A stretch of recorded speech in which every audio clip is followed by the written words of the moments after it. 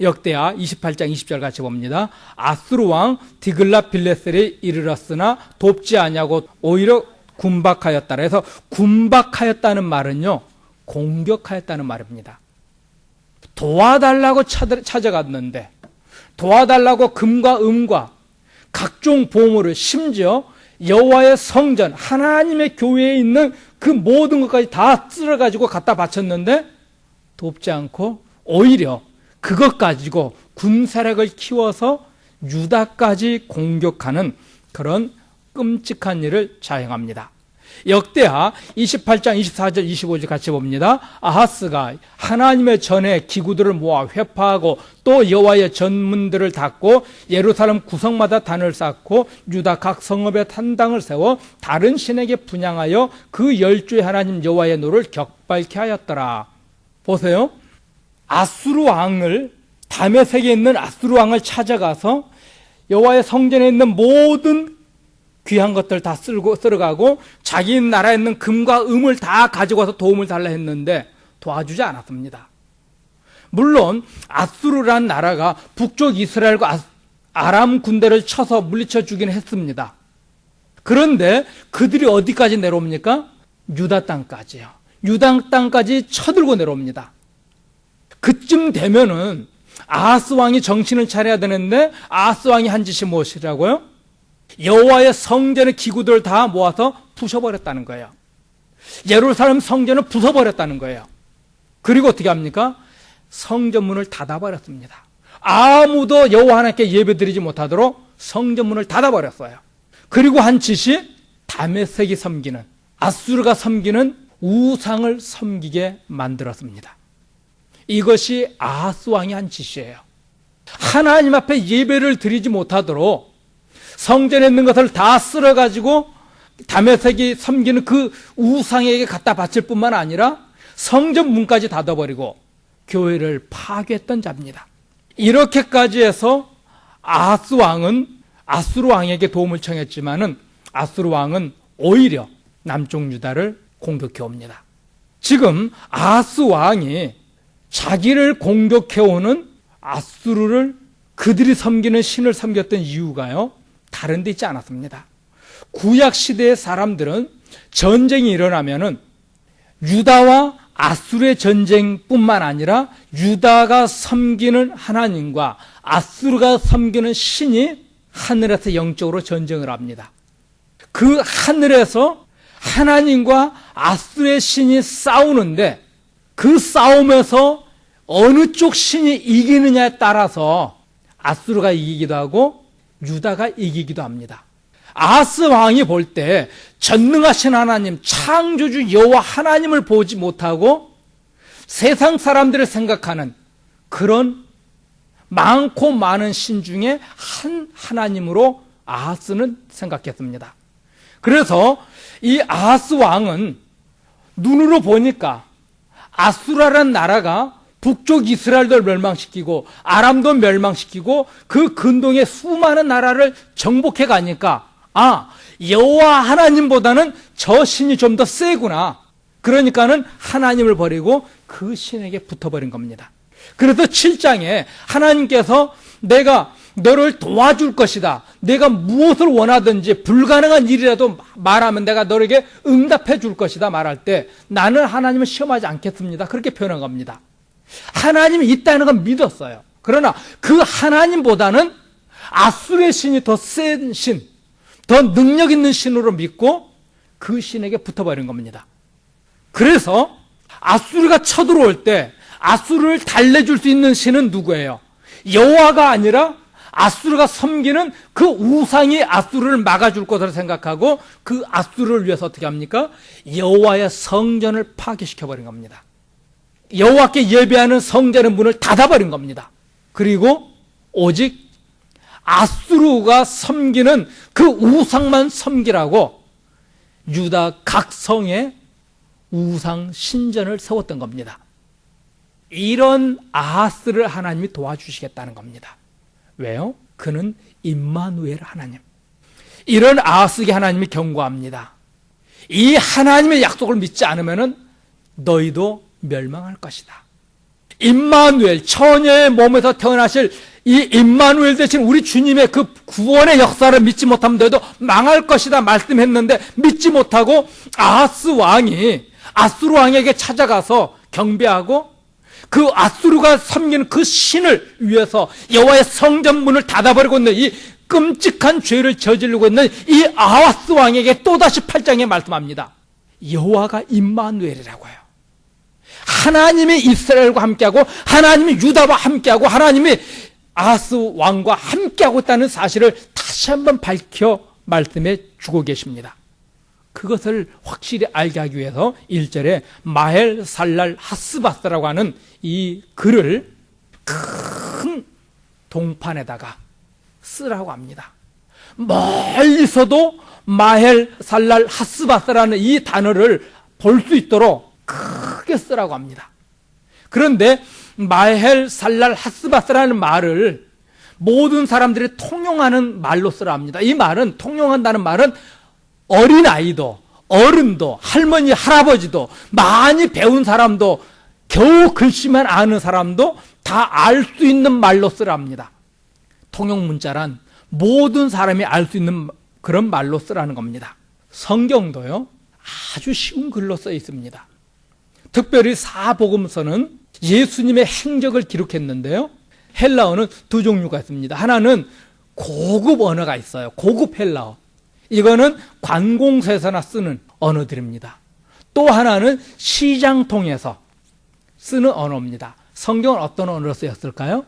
당연히 시장통에서 쓰이는 언어예요. 고급 헬라어로 쓰면은 공부 못한 사람은, 머리 나쁜 사람 성경 이해하지 못하잖아요. 그러니까는 누구나 알 수 있도록, 글을 읽을 수만 있으면은 그 내용을 알 수 있도록 성경 그렇게 쉽게 썼습니다. 마치 세종대왕이 글을 모르는 사람을 위해서 한글을 창제해서 어린아이든 여자든 누구든 읽을 줄만 알면은 내용을 알 수 있도록 한글을 창조했던 것처럼요, 우리 주님께서 복음을 전할 때 공부 많이 한 사람만 알 수 있도록 그렇게 전하지 않았어요. 어린아이도 이해할 수 있을 만큼 그렇게 쉬운 그런 헬라어로, 그리고로 말씀하셨습니다. 이처럼 성경은 누구나 알 수 있는 글로 알 수 있도록 아주 쉽게 썼지만 또한 아무나 알 수 있는 글은 아닙니다. 오직 하나님이 그 심령을 만져주신 자, 깨닫게 해주신 자만 하나님의 말씀을 알 수 있게 기록한 글입니다. 성경은 우리 주님이 우리를 부르셨고 하나님의 자녀 삼아주셨다고 한다면 이 성경을 읽을 때 누구나 성경을 이해할 수 있습니다. 성경은 어려운 게 아니에요.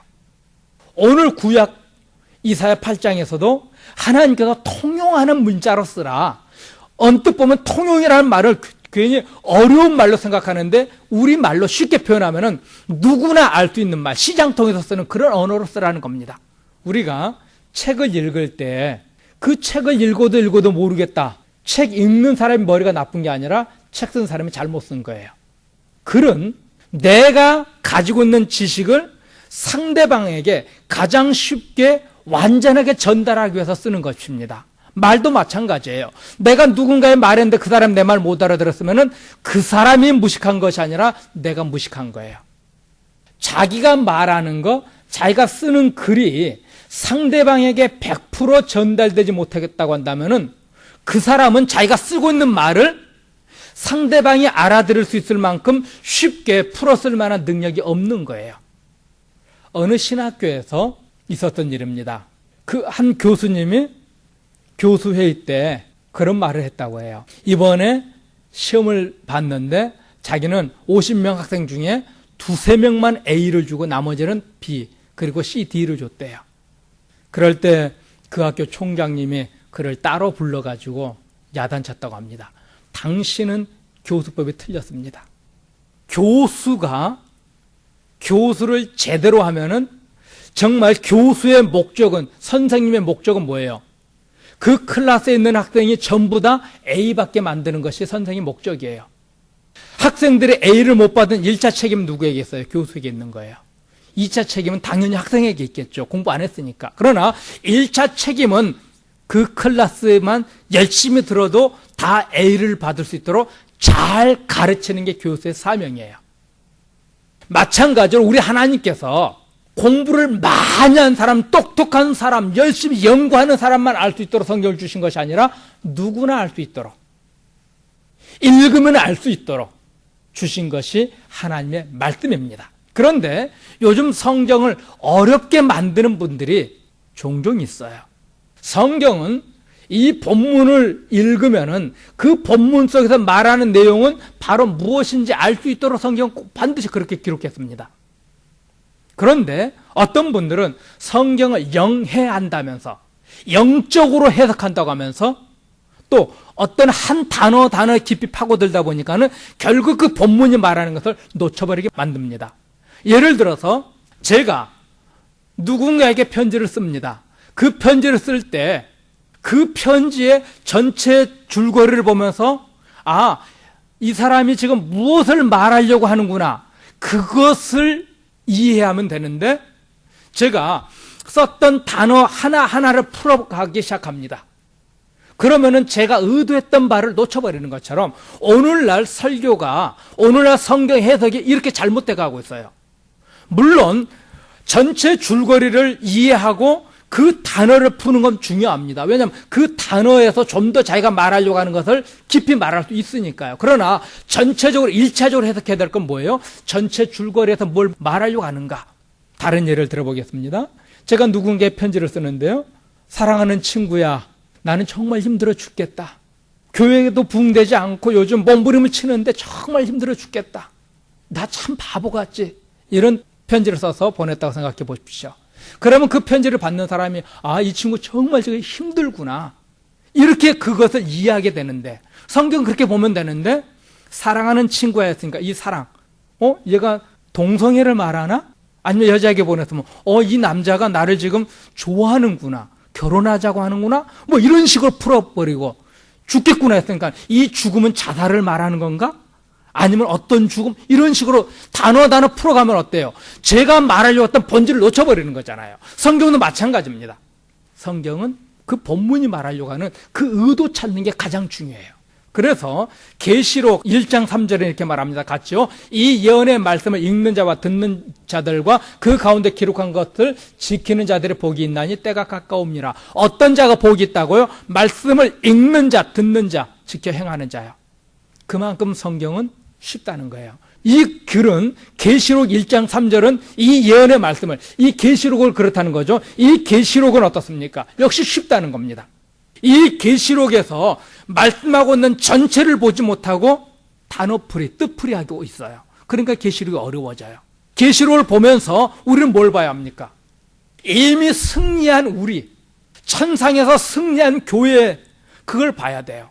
그러니까 좀 더 쉽게 풀면은요, 우리는 지금 이 세상에서 죽을 고생하지만은 우리 주님이, 임마한데 되신 주님이 우리를 붙잡아 주셔서 때로는 우리가 감옥에도 가고 죽기도 하고 배고프기도 하고 매도 맞고 많은 고생을 하지만은, 그렇지만은 우리 주님이 우리를 붙잡아 주셔서 승리하게 하셔서 저 영원한 천국에 가서 승리의 주님과 함께 영광의 주님을 찬양할 것을 약속한 것이 계시록입니다. 전체 내용은 그거예요. 계시록을 통해서 승리한 나를 볼 수 있어야 되고 승리한 교회, 천상교회를 보면 되는데 그것을 보지 못하고 666이 뭘까? 인의 재앙이 뭘까? 나팔의 재앙이 뭘까? 대접의 재앙이 뭘까? 휴거가 언제 일어날까? 백보자 심판이 뭘까? 이런 뜻풀이로 가다 보니까는 전체를 놓쳐버리는 겁니다. 전체를 보면 돼요. 인의 재앙, 대접의 재앙, 나팔의 재앙, 666이 대우 환란이 온다 할지라도 성경 뭘 약속합니까? 임마누엘 주신 우리 주님 때문에 우리는 승리할 것이다. 승리해서 저 영원한 천국에서 우리는 우리 주님과 함께 승리케 하신 우리 하나님을 찬양하게 할 것이다.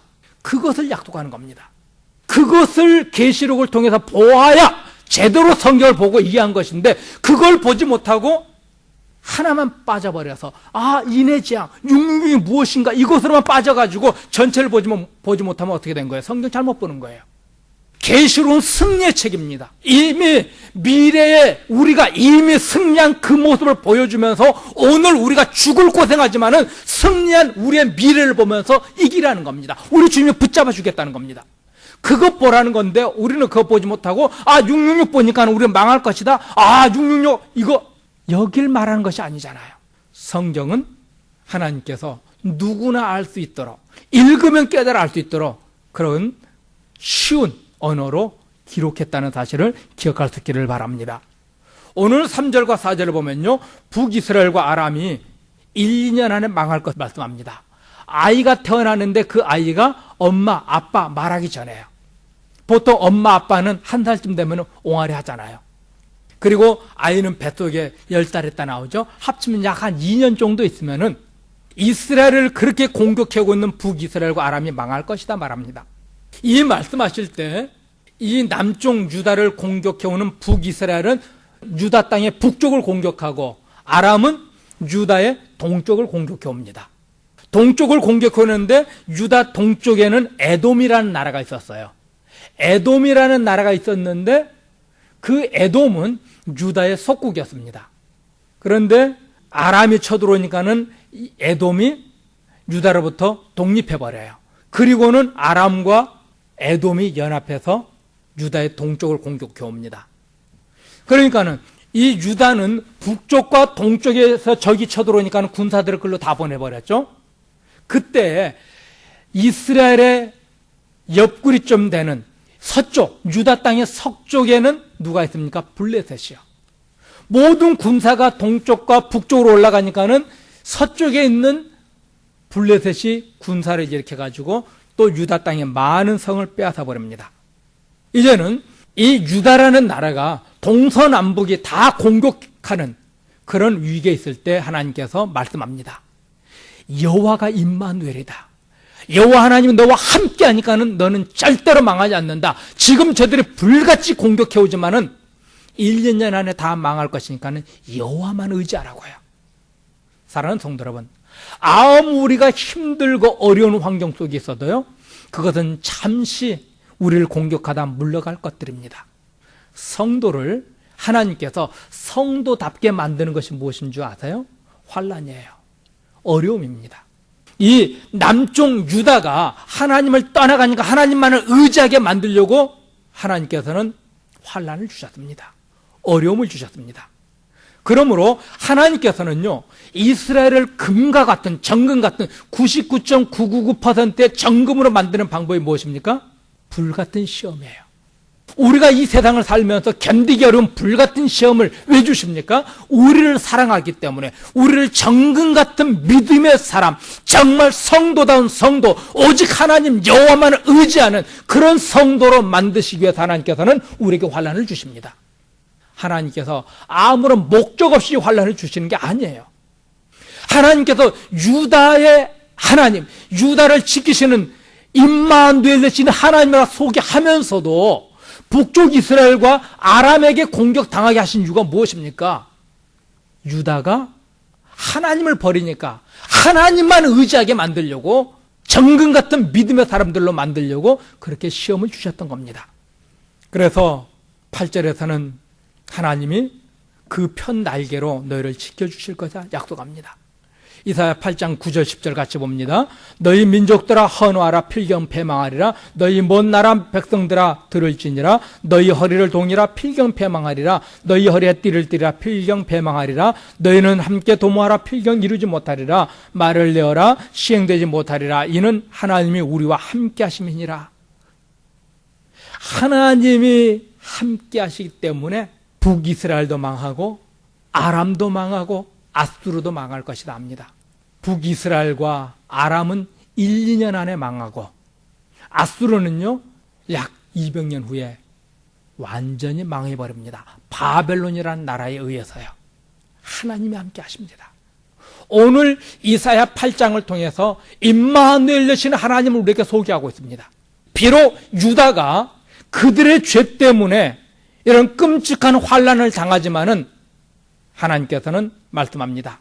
북쪽 이스라엘과 아람과 아수르에게 말합니다. 너희들이 아무리 전쟁 준비를 열심히 잘해가지고 쳐들어오지만은 이 유다는 하나님이 함께하기 때문에 너희가 이 땅 정복하지 못한다. 망하지 않을 것이다 말씀합니다. 사랑하는 성도 여러분, 우리에게는 앞으로 많은 환란이 또한 있을 겁니다.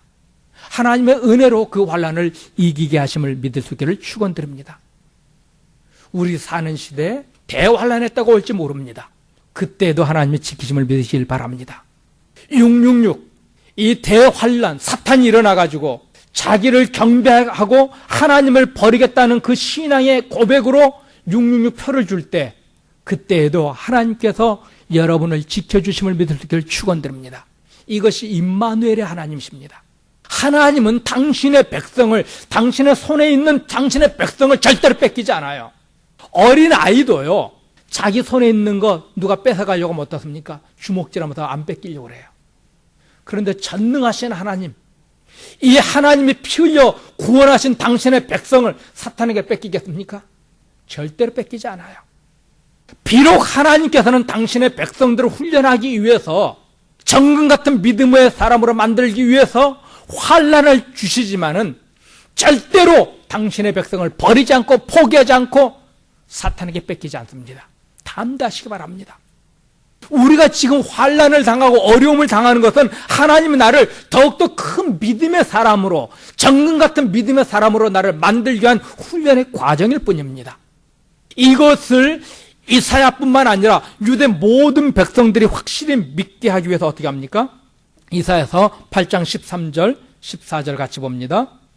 만군의 여호와 그를 너희가 거룩하다 하고 그로 너희의 두려워하며 놀랄 자로 삼으리라. 그가 거룩한 피할 곳이 되시리라. 그러나 이스라엘 두 집에는 거치는 돌 걸리는 반석이 되실 것이며 예루살렘 거미에게는 함정 올무가 되시리니. 거기서 뭐랍니까? 여호와 그는 거룩하신 분이 어떻게 합니까? 피할 곳이 되겠답니다. 우리의 피난처, 우리의 보호자, 우리의 위로자 되어주실 것을 성경은 약속해 주고 계십니다. 이 자비하신 하나님이 여러분을 지켜주십니다. 우리를 지켜주십니다. 환난 중에도요. 아무리 힘들고 어렵다 할지라도 우리가 하나님을 의지할 때, 아니 하나님 우리를 버리지 않는 한 우리는 절대로 세상에 망할 수 없는 존재심을 여러분 확신하시길 바랍니다.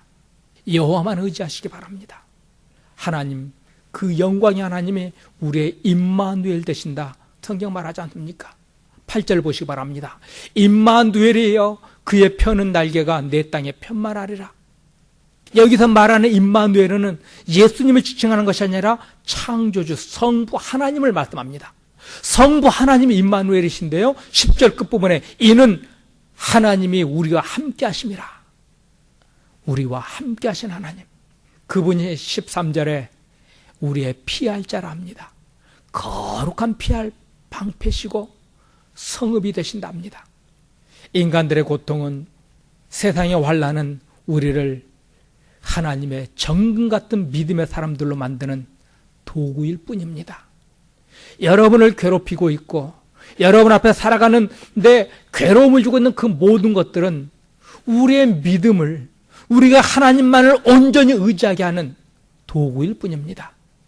그러므로 사랑하는 성도 여러분, 오직 여호와 하나님만을 의지함으로 임마누엘의 하나님을 경험할 수 있기를 주의 이름으로 축원드립니다. 아하스는요, 당장 눈앞에 보여지는 그 군대를 보고 두려워합니다.